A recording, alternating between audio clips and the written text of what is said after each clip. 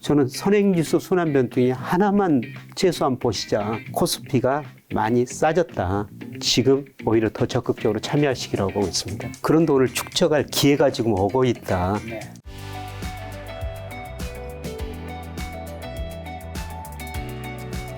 자, 주식 쪽 이야기를 다시 좀 넘어와서 교수님 보셨을 때 코스피가 이제 3,300까지 갔다가 지금 2,150까지 이제 지금까지 급락한 후에 되돌아보면 우리가 뭘 놓쳤기 때문에 이거를 그대로 다 이 큰 파도를 많은 분들이 맞았을까요? 그래서 우리가 산도 보고 나무도 봐야 된다고 그러지 않습니까? 네.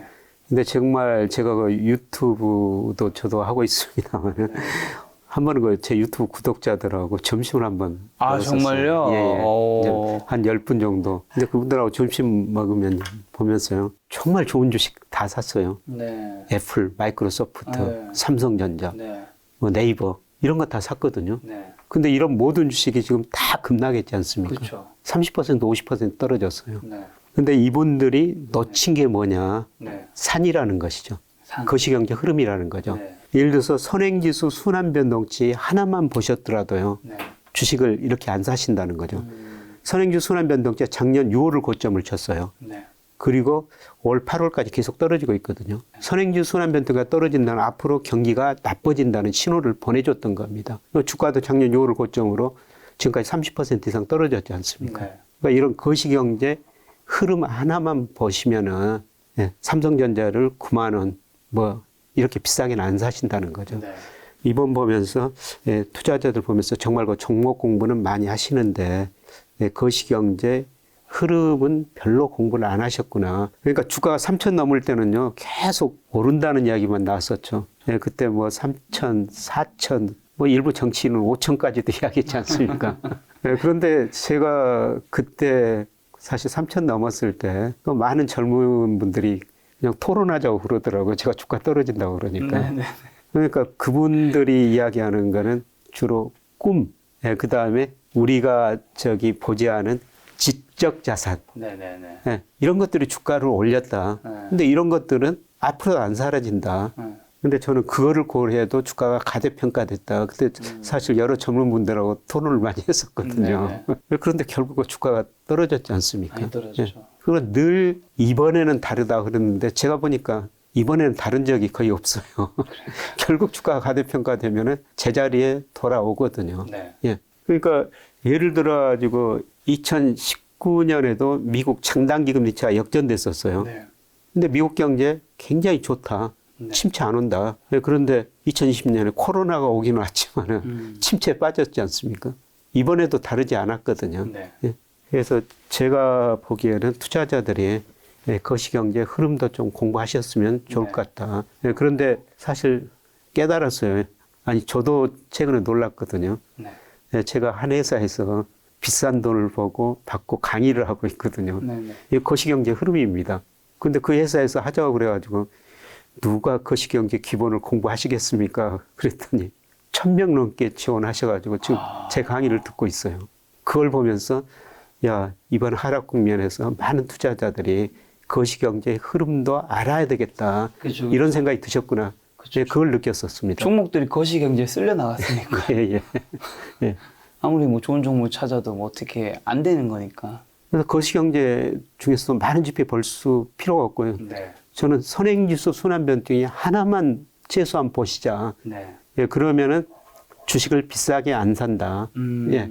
선행지수 하나. 선행지수 순환변동치라고 통계청에서 매월 발표가 되거든요. 네. 이게 이제 주가하고 방향이 거의 같습니다. 예. 이게 주식에 어떻게 보면 매수 타이밍 알려주는, 매수와 매도 타이밍 알려주는 경제 지표가 될 수 있나요? 예, 그렇습니다. 그럼 매수와 매도 타이밍 알려주는 지표에서 어떤 것 좀 더 구체적으로 얘기해 주신다면? 근데 선행지수 순환변동이 좀 늦게 발표가 돼요. 네. 예를 들어서 8월 거를 9월 말에 발표합니다. 그렇죠. 예. 그러니까 조금 선행지수 순환변동을 예측하면서 대응하시는 게 좋고요. 네. 증권사가 이코노미스트들이 예측을 하거든요. 네. 예, 그런 자료 보시면서 좀 대응하시는 게 좋고요.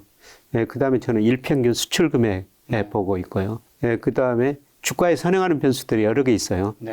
예를 들어서 경상수지도 3개월 이동평균이 네. 주가의 뭐 시기에 따라지만 5개월 정도 선행하거든요. 네. 이런 지표를 보면은 앞으로 주가 흐름은 방향은 예측할 수가 있다는 겁니다. 네. 예. 선행지 순환 변동치나 일평균 수출 금액이랑 경상수지. 예, 경상수지 같은. 이런 걸 어떻게 읽는지는 최근에 또 교수님께서 출간하신 경제지표 정독법.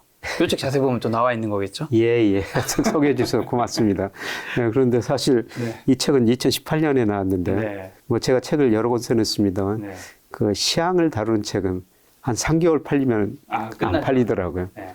근데 이거는 꾸준히 보시는 분이 있어가지고, 최근에 그 개정판을 최근 데이터로 보시는 분이 있는데, 2018년 데이터니까, 뭐 과거 데이터니까 안 되겠다 싶어가지고, 사실 요즘같이 매크로가 중요한 세상에서는 이 매크로에서 나오는 경제 지표들을 우리가 읽을 수 있어야 되는 건데 이런 책을 보면 좀 경제 지표를 내가 어떻게 읽는지를 알 수 있는 거니까 예, 그렇습니다. 그런 부분에서 좀 도움이 되지 않을까 생각이 드네요. 그럼 그렇다면 이제 교수님께서는 올해 4분기 30%, 내년 1분기 70% 비중을 이제 그 담아야 한다고 말씀해 주셨는데 그것도 이제 대형주. 예, 그렇다면 이제 대형주도 사실 좀 삼성전자를 비롯해서 많긴 하잖아요. 예. 대형주 중에서도 좀 어떤 섹터 위주로 좀 담아야 하는지랑 혹시나 교수님께서 종잣돈 한 5천만 정도 있다면 예. 어디에 좀 어떻게 자산 배분을 포트폴리오를 이제 하면 좋을까요?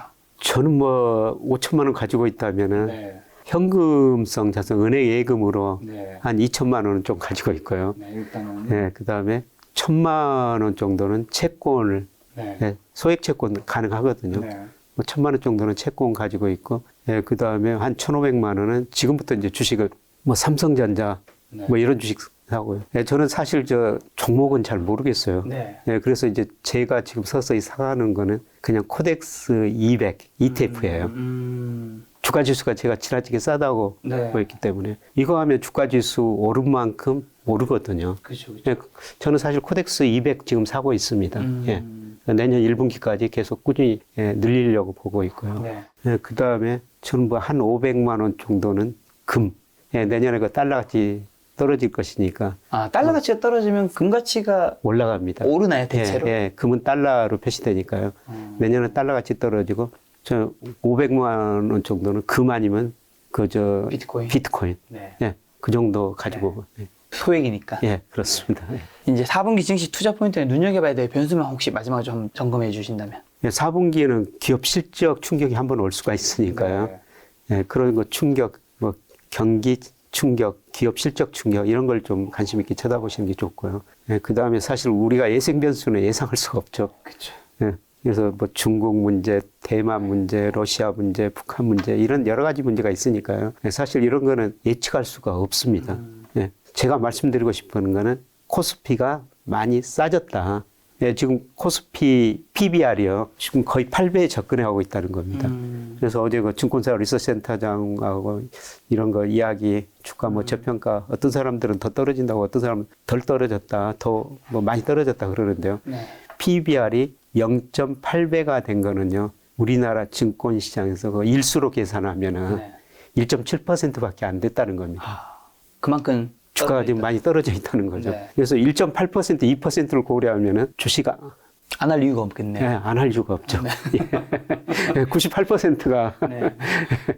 이거보다는 좋을 때니까. 예, 이번에 좋았다는 겁니다. 98% 이거보다 좋지만 많은 투자자분들 요즘 굉장히 힘들어하지 않습니까? 예, 지금이 힘들어하시죠. 충분히 싸다는 건 다들 공감하시지만 어디까지 더 떨어질까 이제 많은 분들 고민하시는데 투자자분들 좀 멘탈 좀 관리해 주실 수 있을 만한 조언 한마디만 주신다면.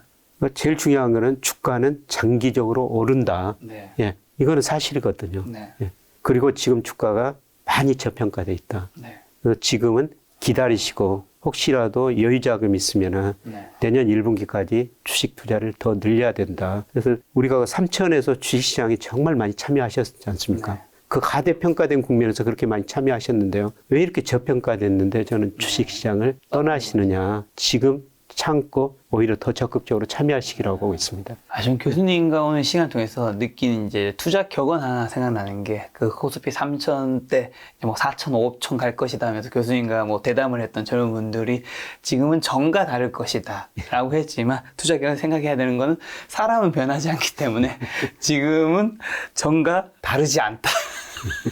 반복될 것이다. 예. 이런 생각이 드네요. 예, 그렇습니다. 사이클이 하락 국면에 있으면 반드시 상승 사이클이 있거든요. 지금 하락 사이클인데 오히려 뭐 모든 자산을 싸게 살 기회라고 생각하시면 되는 거죠. 네. 교수님이 2021년 말에 이제 코스피 이제 굉장히 2200까지 떨어질 수 있다 이렇게 말씀해 주셨을 때 저는 이제 촬영을 하면서 교수님이 이야기를 경청은 하고 있지만 제발 틀렸으면 좋겠다 이런 생각을 했었는데 지금 어쨌든 교수님은 이제 충분히 저점이고 반등할 것이라 말씀하시잖아요. 그래서 저는 교수님이 지금 말씀은 정말 그대로 됐으면 좋겠다라는 염원을 들으면서 오늘 방송 들었는데 혹시 시청자분들에게 뭐 마지막으로 하시고 싶은 말씀 있을까요? 저는 뭐 돈이라는 거는 하고 싶은 일을 하고 싶을 때 하게 만드는 게 돈이다.